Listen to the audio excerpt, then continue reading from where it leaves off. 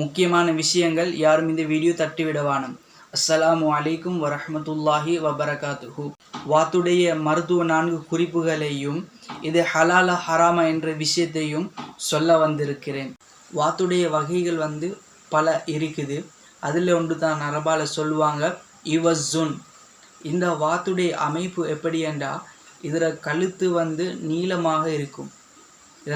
நீளமாக இருக்கும். இதோட உடல் பருமன் நீளமாகவும் கொஞ்சம் பெரிதாகவும் இருக்கும். இது உடல் எப்படியாப்பட்ட வாத்து சாப்பிடுவதற்கு ஹலாலா ஹராமா? இது சாப்பிடுவதற்கு ஹலால், சாப்பிடுவதற்கு முடியும், மார்க்கம் அனுமதிச்சிருக்குது. இந்த பறவை அதிகமாக தண்ணியில் தான் இருக்கும். அடுத்தது ஏரிகளில் மிச்சம் இந்த காண்றதுக்கேலும் காடு சைட் இருக்கும். இந்த பறவை, இந்த வாத்து இதோட கழுத்தில் 23 எலும்புகளை கொண்டுள்ள பறவை தான் இந்த வாத்து. 23 எலும்புகள் இருக்கும் இதோட கழுத்தில். இந்த பறவையோட முட்டை இந்த வாத்தோட முட்டை ஹார்ரூன், சூடு.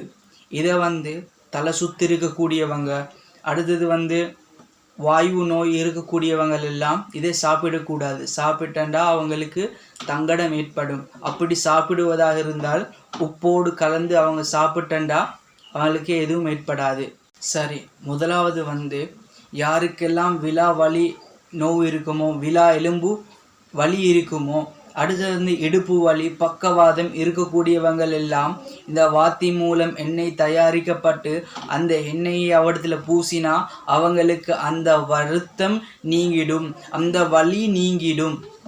ரெண்டாவது யாருக்கெல்லாம் முடி உதிர்ந்து போகக்கூடிய நிலைமை இருக்குமோ, இந்த முடி விழுது, இப்படியான நிலைமைகள் இருக்கும். இப்படியாப்பட்டவங்கள் எல்லாம் இதனுடைய எண்ணெய் எடுத்து பூசினா அவங்களுக்கு முடி உதிர்ந்து விடாது, அவங்களுக்கு முடி வளர்ந்திடும். மூணாவது யாருக்கெல்லாம் சிறுநீர் வடிந்து போகக்கூடிய நிலைமை இருக்குமோ இவங்களெல்லாம் இதனுடைய நாக்கை சமைத்து சாப்பிட்டால் அந்த நோய் நீங்கிடும். நான்காவது யாருக்கெல்லாம் வயிற்றுப்போக்கு இப்படியான நோய் இருக்கும், வயிற்றுப்போக்கு அடிக்கடி, இப்படியாப்பட்டவங்கள் எல்லாம் இந்த வாத்திட வயிற்றில் ஒரு கல் இருக்குது, சின்ன கல் உண்டு. இந்த கல்லை அவங்க உட்கொண்டா அவனோட வயிற்றுப்போக்கு அப்படியே நின்றிடும். இந்த விஷயங்களை ஹயாத்துல் ஹயவான் என்று சொல்லப்படக்கூடிய கிதாபிலிருந்து எடுக்கப்படுது. இன்ஷா அல்லாஹ் அடுத்தடுத்த கட்டத்தில் இனிமே நல்ல நல்ல விஷயங்களை பார்ப்போம். அஸ்ஸலாமு அலைக்கும் வரஹ்மத்துல்லாஹி வபரகாத்துஹு.